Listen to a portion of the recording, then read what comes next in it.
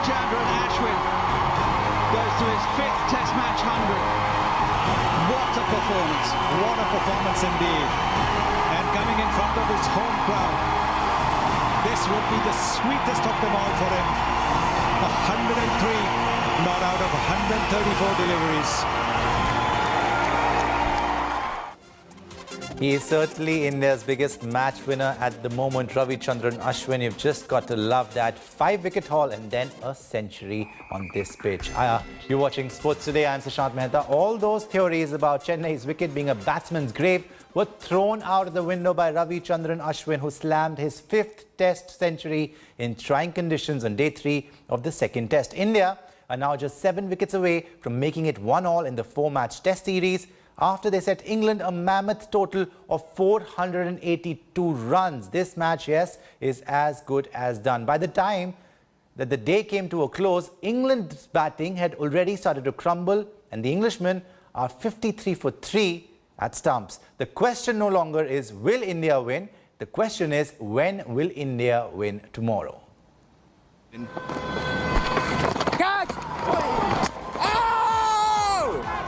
Just like day 2, India lost early wickets on day 3. Cheteshwar Pujara was dismissed in an unfortunate manner. Ben Foakes' brilliance behind the stumps ended Rohit Sharma's innings on 26. Rishabh Pant was promoted ahead of Ajinkya Rahane, but he managed just 8 as Jack Leach picked his 3rd wicket. Floated up above the eye line, the tempter for Rishabh Pant. It was neat. So just to be in the right position in the air.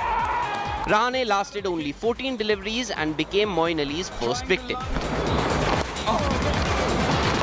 Please let that. Wickets were falling at one end and Virat was stamping his authority on the other. The Indian skipper started cautiously and then began to dominate.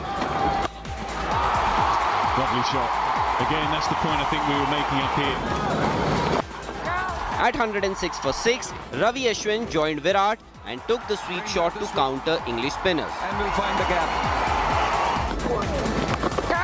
The duo soon brought up a half-century partnership as India went into lunch on 156 for 6. Catching, and the first one.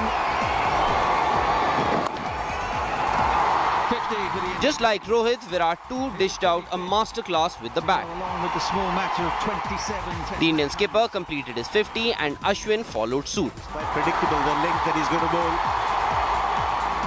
The duo added 96 runs for the 7th wicket as India extended their dominance in Chennai. A very well-deserved half-century. Virat Kohli was finally dismissed for 62 as the wait for a century continues for the Indian skipper. But at the other end, Ashwin was solid like a rock. He took his chances and reached his 5th Test century on a track that many said was a grave as far as batsmen were concerned. What a performance. What a performance indeed. He was finally dismissed for 106 as India set England a record 482-run target to win the Test. From Ravichandran Ashwin. Full stretch. In reply, Akshar Patel got Dom Sibley leg before, and it didn't take much time for Ashwin to get into the act as well. And the off-spinner had gotten rid of Rory Burns. England sent Jack Leach as the night watchman, but it needed Akshar Patel just one delivery to send him where he came from. At stumps, England were reduced to 53 for 3, and it will be only a matter of time before India wipe off the English batting on day 4 to level the series 1-1. Just have to get in the right areas. Sports Bureau, India Today. I'm joined by the greatest of all time, Sunil Gavaskar, the little master, and our consulting editor, the final word on cricket, Poria Majumdar. Sunny bhai, first of all, he takes 5 wickets, and then on such a pitch, he slams a century. Ravichandran Ashwin at the moment, I think by far, in my book at least, the biggest match winner that the Indian team has as far as Test cricket is concerned. Well, his performance is amazing, and he just gets better with the ball. You can see the way he's lining up batsmen, setting the batsman up, and most importantly, I think he's now giving his batting a lot of thought. Yeah. After he had got those 4 Test hundreds, his batting had gone downhill just a little bit, maybe because he was batting down the order at number 8, so did not think when he went into bat as a batsman, was thought more as a bowler, and then was getting out despite getting starts of 20s, 30s. This was a fabulous innings. This was where he walked the talk. Yesterday at the media conference, he was asked about this pitch, and he said that it is like a steaming pitch. All you got to do is you got to show a little bit of patience, get used to the pitch, and then you can start scoring runs. That's exactly what he showed. He walked the talk. He showed that this pitch, you can stay, you can score runs, and it is not what all these other people are making it out to be. The perennial complainers and the perennial, guys who are always criticizing Indian cricket. I mean, we've known them for such a long time, and he's proven all of them wrong. Because if the pitch was that bad, how did India score that many runs? More than twice what England did in their first innings. Right. Sunny bhai, prediction time. When will we win this match? Because it's just a formality. Seems like a formality now. Tomorrow? I think between lunch and tea, a little after lunch. Little after lunch. Okay, Boria Majumdar. Same question to you first of all. Prediction time. When do you see us winning this game? I agree with Sunny bhai, because tomorrow is Saraswati Puja, so I have to have bhog at home. So the English cannot deny me my real good Saraswati Puja lunch. And Sunny bhai, before Sushant evades it, he is one of those perennial naysayers who actually heard it from me yesterday about the pitch, saying, Sushant, hold your horses, India will prove you wrong. So Sushant is also among the Michael Vaughns, the Mark Wars. You did not name them. I will. They were the ones who were like cribbing and cribbing and cribbing. In fact, in commentary today with Sunil Gavaskar, Nick Knight kept cribbing. And you know what? Cricket matches are won by skill, and Ravichandran Ashwin and Virat Kohli masterclass has demonstrated that it is skill that the Indians have shown in abundance in this particular test match. Right, Sunny bhai, Boria spoke about Virat Kohli just a bit, and I want to ask you about Virat. I think Ashwin's knock has overshadowed everyone, including Rohit's knock in the first innings, because nobody expected him to just get a century after a 5-wicket haul. But Virat Kohli was solid today. As Boria said, many people talking about nightmares in the pitch. I called it a gadda wicket, I did. But Virat Kohli? Well, look at the way he went out to bat. Yeah.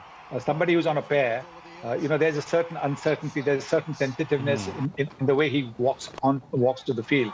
There was nothing of that sort. He was walking briskly as if he had got 100 in the previous inning. And yes, he took a little time to get off the mark, which is understandable. Because, when you've got a zero, you're not trying to do something silly. And most importantly, look at the way he curbed himself from playing that extra cover drive till he got set. And so that just showed his determination. About his technique, about his class, about his temperament, there has been no question at all. There's been never any doubt about that. But the way he then paced that innings, every time there was a scoring opportunity, he was hitting it for a boundary, or he was pushing it away for twos. Look at the running between the wickets. He was always, how many threes were there when Virat Kohli is at the crease? So all in all, it was a masterly exhibition of how to play spin bowling. Go right forward, smother the turn, or go right back and then flick it or cut it. It was an absolutely tremendous exhibition. And not to forget, when the ball bounced, to play with a soft hand, so the ball, even if it hits the glove, it doesn't go up in the air for a catch. He is a run machine. But Sunny bhai, very quickly, before I go into, introduce Ravichandran Ashwin to our fans, Virat Kohli, there's a lot of talk about why he's missing these centuries. Yes, he's getting to the 50s, 70s, but the century is sort of eluding him. Well, I think it is.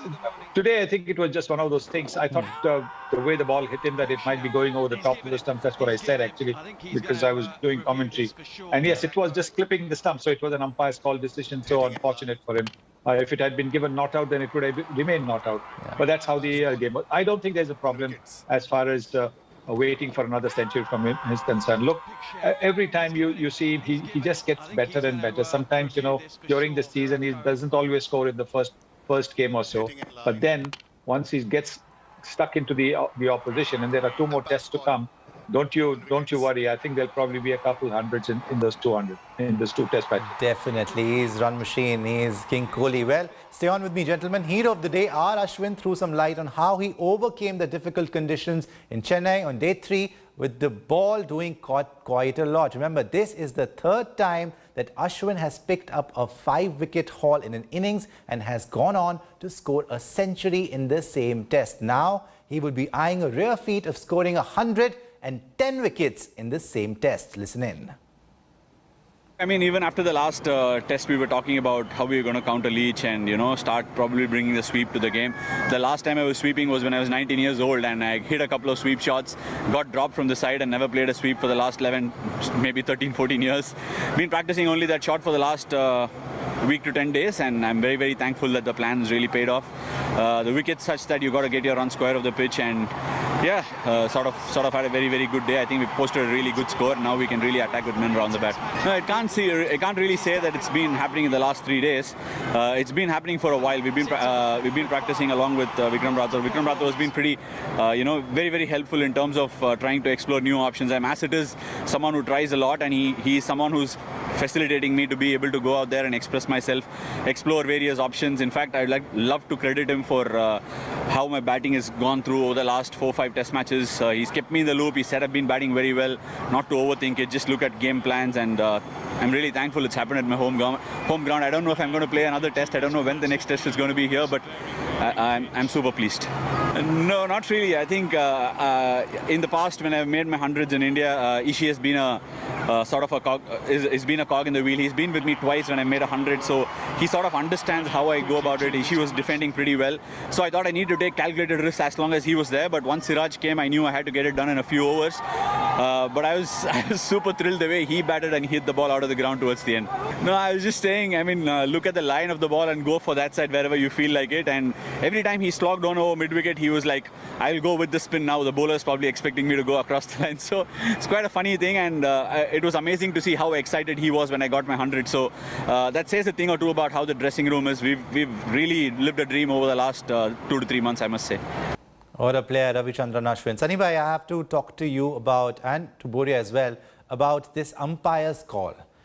Joe Root, who was just clean plumb before the wicket, plumb as can be, Virat Kohli arguing with the umpire. I mean, then again, why don't you do away with this umpire's call? What's the point of taking a referral? Yes, I think that's something that the ICC will certainly have to look at sooner rather than later, because that's been a very contentious thing, this umpire's call, because particularly when it comes to LBW, if the ball, I mean, at any speed, if the ball is going to hit the stumps, clip the stumps, whether it's half of the ball or part of the ball, the bails are going to go off. Very seldom has it happened that the bails stay there. So if the referral is made to the TV umpire, if the ball is clipping the stumps, then I think it should, in my view, it should be given out. Otherwise, there's no point going to the umpire or for a referral. Having said that, there's also the other point of view where if you start giving everything out for that, then the matches will be over sooner rather than later. Yeah. Because if you actually have a look at the way the ball is hitting or clipping the stumps, then it happens pretty much 9 times out of 10. And part of the ball, maybe not the whole of the ball, and so therefore that's another thing that they have to consider. But surely the ICC is now seized of the matter, and the cricket committee will certainly come up with a solution to this. Right. Boria, Virat was fuming. Joe Root was smiling. He is laughing his heart out. He couldn't believe that he had survived because of that umpire's call. Dead out right in front of the wicket. So what's your take on this? That's what I was trying to sort of put my hand up before you went into that Ashwin interview. Exactly this, because you asked Sunil Gavaskar about Virat Kohli's batting, and that's what I wanted to point out to you, that Virat Kohli out to umpire's call when it was clipping the top of the bail, and Joe Root not out to umpire's call when it seemed plumb. So my point is very simple. You cannot have a game where at the end of the day one feels hard done, and you think that, what? At the end of the day, this was not about skill, but it was about luck. Yeah. And Virat Kohli was unlucky while Joe Root was lucky. That, for me, is not acceptable. And Sunil Gavaskar rightly said that this has to be relooked. We've seen in Australia with the umpire's call. I think what we now need to do, and this is happening far too many times over the last few months, umpire's call impacting what we should call fair play. take it out of the players' hands. Just like you are allowing no balls to be adjudicated by the third umpire, leave it to them. If they actually feel that this was something that they need to go back to the on-field umpire and tell him that, you know what, that was a decision that you should reverse, go and reverse it. Take it out of the players' hands, because you have to make it a fair field of play. And today, at the end of the day, when I think Kohli are out and Joe Root not out, I think one team has had the luck of the draw. Yes, you can tell me it evens out, but at least for today. And now think, if it was 200 chase, not 482, and Joe Root was given not out, what would you, me and Sunil Gavaskar be talking about here at this point in time? Absolutely, absolutely. Well, Sunny bhai, last question to you. This game is almost done. I mean, it's just a formality, as I said. Going into the third test now, we spoke about India's selection with those spinners. Do you think England has also missed a trick with their selection? I think James Anderson deserved to play this game. I know their rotation policy. What will England's plan be? What should they do now? Well, that was a big mistake, because, you know, two of your spearheads, one of them was out because of an injury, Jofra Archer, and then you dropped the other spearhead. Yeah. That didn't make sense at all, because like I said earlier on, that after this test match, there's a gap of about 6-7 days. Now, this test match finishing a day early, it's 8 days of rest that you would get. And Jimmy Anderson only plays test matches. If he was playing all formats of the game, I would still understand him being, rested, or the rotation policy or whatever it is. You know, this workload thing is something that baffles me completely. And I think we need a whole new program to talk about it, not right now. But yes, I think England will be hoping that the pink ball test, the next one, is going to work their way, because they've got Stuart Broad 500 plus wickets. They've got Jimmy Anderson 600 plus wickets, and they've got Jofra Archer. And they might even play with Ollie Stone because of the way he bowled in this game. So they might go in with 4 quicks and maybe one spinner in the team. But India, they have Jasprit Bumrah, who again should have played in this game, because he's your number one bowler. He's your number one new ball bowler, and Ravichandran Ashwin is your number one spinner. So anyway, things have worked out well for India, and hopefully for the next test, it's going to be even better. Yes, well, Sunil Gavaskar, the great, thank you so much for talking to us. Buri Majumdar, I'm going to see you tomorrow. Once again, both of you gentlemen, when we actually win the game, and look forward to the third test. Well, that's all for today. Thanks for watching. We'll see you tomorrow, same time, same place, only on Sports Today.